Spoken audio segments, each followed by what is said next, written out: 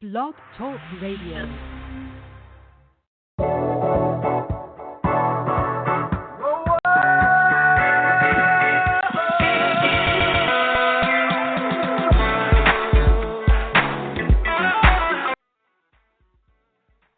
Good afternoon. Good afternoon. That is a loud intro, but it's a beautiful intro. That's instrumental of Jay Reed, and he calls that one. It's not Get the Bag, but Jay has another song that he did. It's a twerk song. So out of Tampa, Florida. So today, okay, we're going to get into a subject matter that is very dear and personal to the both of us. My co-host today is always the lovely Miss Tisha. How are you, girl? I'm good. How are you? Hello, everyone. How are you? How was your Thanksgiving? Thanksgiving was awesome. I had family that came from South Carolina, and we got together with our family in Baltimore, Maryland, and it was a great time. And I also celebrated my birthday on yesterday. Happy belated. I saw the pictures. You look so cute. Yes, we are 42 years young. I know that a lot of people don't like to tell their age, but I am one. I am just so blessed to see another year. So I don't mind telling my age. Yes, I am 42 years old. Oh, well, see, I'm not afraid. So welcome to the 40-40 club. I'm 46. So all right. You don't look a day past 2022. How about that? Hey, I'll take it. So we know why we're here today, sis. This is going to be our segment about, you want to tell the listeners what type of segment we have going on today? So today we are going to be talking about our supporters. When we were diagnosed with, when we got diagnosed with breast cancer, how did our supporters get us through our journeys? Mm-hmm. Did we lose some family and friends along the way? What things did they do to help give you that extra strength, to boost up your energy, to get you through those moments when you just felt like giving up? So today is going to be about the supporters. Yeah, that sounds good. During this episode, we're also going to get into and touch on certain topics such as, as Tisha was saying, other things we'll dive into is who rallied behind you when you got your diagnosis. And if you could, tell us a little bit about how they help. So if you or someone you know has been affected by breast cancer, the topic of this discussion tonight, how were you supported? And we all have various stories. I would like to get into a little bit of gossip before we go there. So, T, I don't know if you've heard, but our boy Billy D. Williams, he says that he identifies as gender fluid, and I'll tell you what he said in his quote. All right? So he was like, and he revealed this to Esquire magazine, "Be yourself. I never tried to be anything except myself. I think of myself as a relatively colorful character who doesn't take himself or herself too seriously," said Williams. And you see, I said himself and herself because I also see myself as a feminine as well as masculine. I'm a very soft person. I'm not afraid to show that side of myself. Okay, Steve. You know that Billy D. Williams has always been the ladies' man. I remember him from Lady Sings the Blues with Diana Ross. Yeah, and Mahogany, honey. Mahogany. Ooh. He was just so smooth, so yes.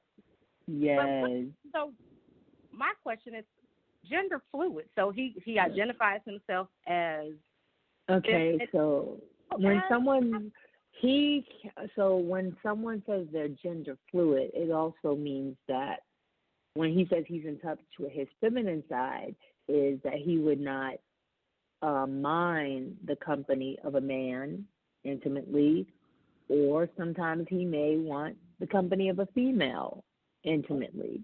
So normally when someone says they're fluid, it's like their love life, it intertwines between both sexes, and they're comfortable feeling a certain way while they're with the other sexes. So, gotcha. So what's your thought? Well, honestly, I'm going to say the more the merrier. No, okay. So I am open-minded enough to realize that I understand what the Bible tells me, and I'm going to stand on that word. I prefer a monogamous relationship, but I'm starting to learn as this day and age we're living in. So many people are being misguided, I feel, or some people are influenced by Hollywood. So it makes it hard for the young people when they see things like this, how to determine what gender, even if they are a male or female. Then they start wanting to be pansexual, or they want to be lesbian, or they want to be bi, or they want to be homosexual. And this is no attack on the LGBT community whatsoever. It's more so when you have so many influential people of status saying these things. I welcome him and still love Billy D, but it does send out an interesting message to the youth because they look up to this stuff, don't you think? Right.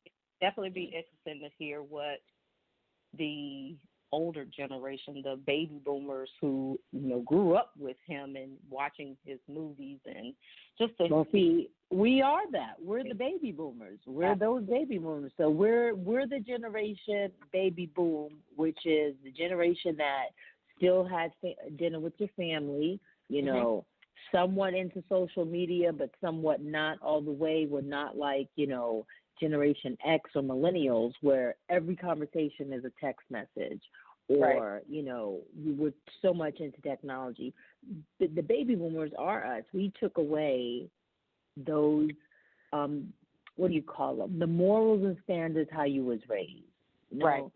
And you seem to be someone that you listen to your elders, and you know what I'm saying? So we'll go past that and say this: to each his own. To each his own. So let's get to the topic at hand. We have the phone lines lighting up, and let's take the first caller, and I'll screen them, and let's see what's going on with this person. Area code is 803. Last four digits are 9697. What's your name and where you're calling from? Hi, Hello? my name is Hattie. My name is Hattie Parks, and I'm calling from Columbia, South Carolina. Okay. Hi, Miss Hattie. How are you doing? I'm doing good. How are you? I'm doing well. Hey, how are you? I'm good. How you doing? Thanks for calling in. I'm good. Yeah, I wanted to call in so I can hear what all y'all was talking about today. But it's good so far. So good. We definitely okay. Be talking to you soon. All right. So thank. Okay, stand by, Miss Hattie, and we'll get right back to you. Okay. All right. Okay, thank you. So now I got area code is 803, last four digits 0077. What's your name and where are you calling from? Hi, this is Wanda Thompson. I'm calling from Columbia, South Carolina. Hello, Miss Wanda. Hey, Miss Wanda. Hey, Keisha. How are you? I'm good. How are you all? We are good. Thank you. So, Miss Wanda, stand by, and I will let you chime in if you have any questions. And the topic for today, for our guests that are calling in, so we're asking the question, supporters, and what experience did you have while dealing with breast cancer? So during this episode tonight, we will ask questions, on supporters. How was the experience for you? Who rallied behind you? When you got your diagnosis, did you lose any friends or family? How did they help you get through your journey? That's the question for tonight, ladies and gents that are tuning in. So, Miss Wanda, do you have any questions for Tisha regarding this? No, ma'am, not at this time. Okay. We'll put you on hold, and we'll get back to you. Area code is 404, last four digits 3357. What's your name and where are you calling from?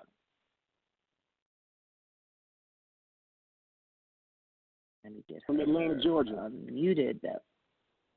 Okay. Can you say that one more time? This is Rob Daddy calling from Atlanta, Georgia. Oh, here's Rob. Rob, our infamous male breast cancer survivor. How you doing, Rob? Hey, how y'all doing? Peace and blessings to the ladies.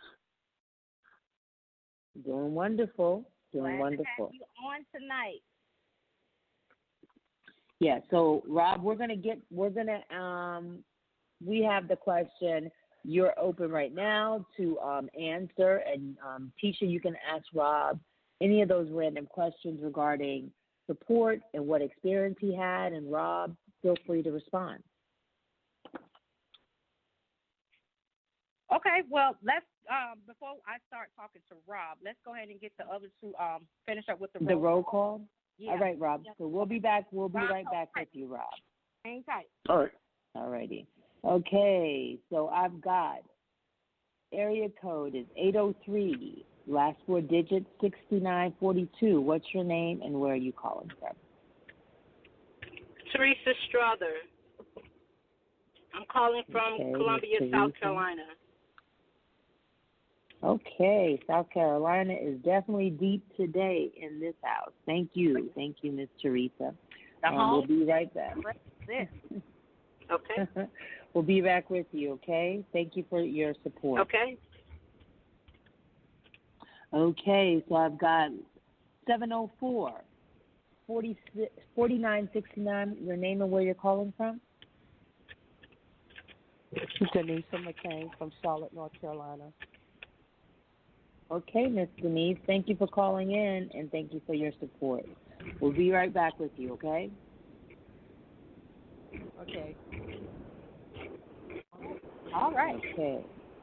All right, Tisha, go on ahead and take it away. Well, we are so glad that everyone has joined us on this wonderful episode of Supporters. So today we're going to be talking about how supporters have gotten us through our breast cancer journey. So this episode is not only for the breast cancer survivors, but it's also for those that are in our circle. These are for our supporters, also for our caregivers. So today, as I think about my breast cancer journey, I think about when I got diagnosed and the friends and family that I told, they rallied behind me. My best friends, my family, it was a no-brainer. They were very supportive, and they just went over and beyond to help me to get through my journey. Whenever I were having moments where I felt like giving up, they just did a little bit of everything. For instance, I had coworkers that sent flowers, that cooked meals.